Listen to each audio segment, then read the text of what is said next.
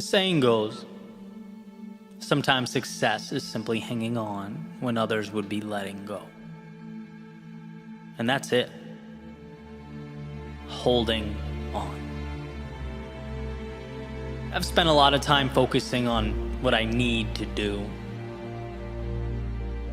worrying about what must happen in order to bridge the gap. But there comes a point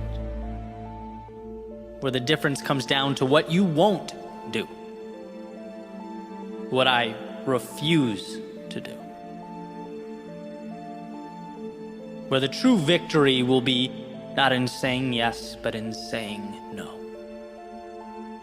Simply standing tall when the world demands I bow down. Success will be predicated upon where I build and defend my walls, refusing to be intimidated by the road ahead.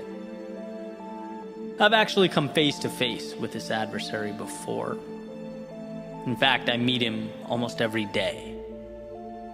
And not on accident.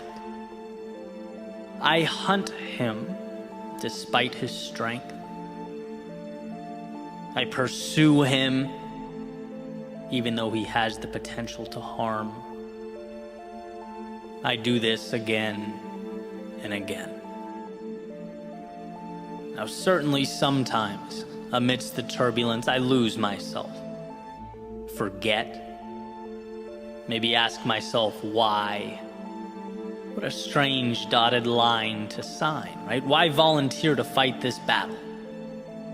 And the questions will bounce around in my head momentarily. But ultimately, I remember why.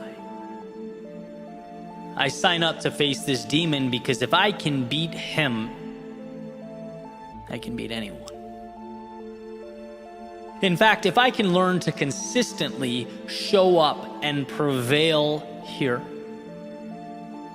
the rest of the world becomes a lot less intimidating. Little pawns on my chessboard. If I prevail here, I become the type of person who prevails, period. There's power in that. You seek out the monster to destroy the monster, and in doing so, remind yourself that destroying monsters is what you do. Life is full of them. In fact, we can't help but come into contact with them as we ascend to greater things. But those moments end up being much bigger than we may have initially expected. It's during these confrontations that we map out our understanding of the world. It's here we decide which rules govern our existence. See, when we seek out, confront, and defeat our monsters, two things happen. We show ourselves, one, that we can, and two, that it's who we are. So, you finish the dance with your demons, conquer them, reach your finish line, take off those running shoes, decompress, and that's that. So you think. But life says, no, not so fast. It says just because you're not running or in self-initiated combat with the monsters of your choosing doesn't mean they go away. It doesn't mean life is going to be smooth sailing. No, sorry, this world is tough. It's ups and it's downs, and those who successfully navigate its turbulence must be capable of handling that. And so the question inevitably becomes, are you? Are you capable of handling that? And there might be a world where you're unsure, but in this world, you've seen too much. You've earned your confidence. There was nothing trivial about all those steps you've taken, All those footprints in the sand, footsteps on the pavement. You weren't learning to win a race. You were learning to win at life. You were teaching yourself that, context aside, things you don't love will, from time to time, be dropped in front of you. And when the inclination is to run or retreat, you won't be lured in by fear's false promises. Temporary discomforts. Because the world has been dropped in front of you before, and you found your way through it.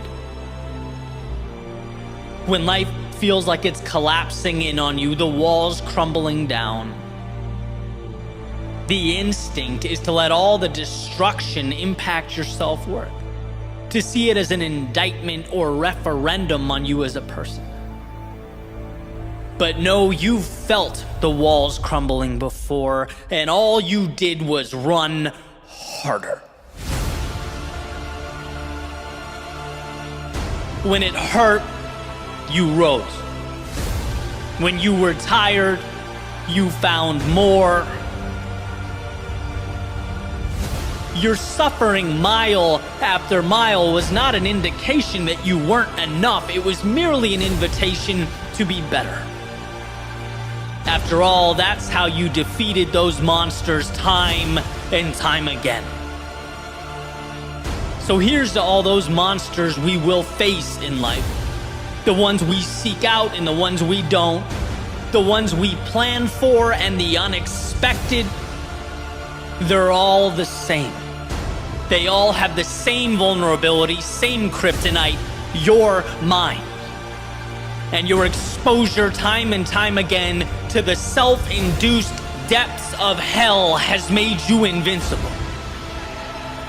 The world only stops people who know no better, who haven't seen themselves brush up against the demons who stand guard, protecting those coveted finish lines, but you have. And where many bow down and declare their discomfort a catastrophe, you smile to yourself and call it just another Tuesday. It's been said that humans always follow through on who they believe themselves to be. Well, you have made yourself in your mind a slayer of dragons, conqueror of worlds, and that's why those steps matter. That's why all this matters.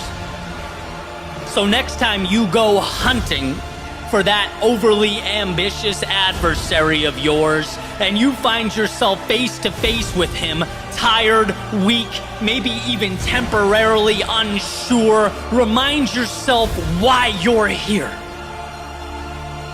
Remind yourself that each step forward is a proclamation to the world that it's not about the here and now, it's about life.